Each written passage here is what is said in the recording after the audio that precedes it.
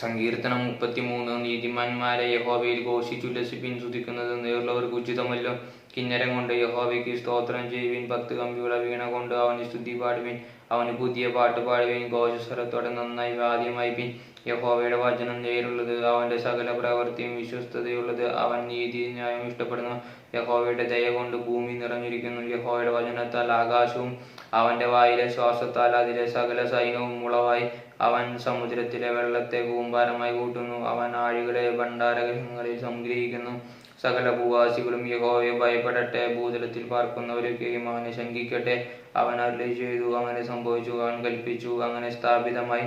യഹോവ ജാതികളുടെ ആലോചനയെ വ്യർത്ഥമാക്കുന്നു, വംശങ്ങളുടെ നിരൂപണങ്ങളെ നിഷ്ഫലമാക്കുന്നു. യഹോവയുടെ ആലോചന ശാശ്വതമായും അവന്റെ ഹൃദയവിചാരങ്ങളെ തലമുറ തലമുറയായും നിൽക്കുന്നു. യഹോവ ദൈവമായിരിക്കുന്ന ജാതിയും അവൻ തനിക്ക് അവകാശമായി തിരഞ്ഞെടുത്ത ജനവും ഭാഗ്യമുള്ളത്. യഹോവ സ്വർഗത്തിൽ നിന്ന് നോക്കുന്നു, മനുഷ്യപുത്രന്മാരൊക്കെയും കാണുന്നു. അവൻ തന്റെ വാസസ്ഥലം നിന്ന് സർവ്വഭൂവാസികളെയും നോക്കുന്നു. അവൻ അവരുടെ ഹൃദയങ്ങളെ ഒരുപോലെ മെനഞ്ഞിരിക്കുന്നു. അവരുടെ പ്രവൃത്തികളൊക്കെയും അവൻ ഗ്രഹിക്കുന്നു.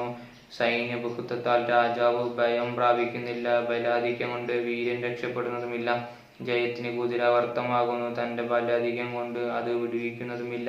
യഹോവയുടെ ദൃഷ്ടി തന്റെ ഭക്തന്മാരുടെ മേലും തന്റെ ദയയ്ക്കായി പ്രത്യാശിക്കുന്നവരുടെ മേലും ഇരിക്കുന്നു, അവരുടെ പ്രാണനെ മരണത്തിൽ നിന്ന് വീണ്ടെടുക്കാനും ക്ഷാമത്തിൽ അവരെ ജീവനോടെ രക്ഷിപ്പാനും തന്നെ. നമ്മുടെ ഉള്ളം യഹോവയ്ക്കായി കാത്തിരിക്കുന്നു. അവൻ നമ്മുടെ സഹായവും പരിചയമാകുന്നു. അവന്റെ വിശുദ്ധ നാമത്തിൽ നാം ആശ്രയിക്കയാൽ നമ്മുടെ ഹൃദയം അവനിൽ സന്തോഷിക്കും. യഹോവ, ഞങ്ങൾ നിങ്കിൽ പ്രത്യാശ വയ്ക്കുന്നത് പോലെ നിന്റെ ദയ ഞങ്ങളുടെ മേൽ ഉണ്ടാകുമാറാകട്ടെ. ആമേൻ.